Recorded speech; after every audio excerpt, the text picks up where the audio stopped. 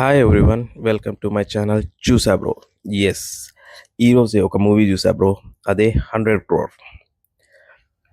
ఇందులో main character వచ్చేసి రాహుల్. అదే బ్రో, మన హ్యాపీ డేస్లో టైసన్ క్యారెక్టర్ చేశారు కదా, అతనమాట. ఇంకా చేతన్ కుమార్, సాక్షి చౌదరి, ఇంకా కొంతమంది యాక్ట్ చేశారు. మూవీ ప్లాట్ వచ్చేసి ఒక పెద్ద బిజినెస్ మ్యాన్ దగ్గర నుంచి 100 crores మిస్ అవుతాయి అన్నమాట. అది ఎలా మిస్ అయింది, ఎవరు తీశారు అనేదే మూవీ మెయిన్ కాన్సెప్ట్. మూవీలో ప్లస్ పాయింట్స్ వచ్చేసి మూవీలో మనకి సస్పెన్స్ బాగా మెయింటైన్ చేశారు భయ్య. ఆ ఫస్ట్ మూవీ కొంచెం స్లోగానే స్టార్ట్ అవుతుంది, అయిన తర్వాత ఇంట్రెస్టింగ్గానే బాగానే ఉంటుంది. హీరో ఫ్రెండ్ క్యారెక్టర్ బాగుంది భయ్య. ఇంకా మైనస్ విషయానికి వస్తే చాలా వరకు లాజిక్స్ మిస్ అయినాయి భయ్య.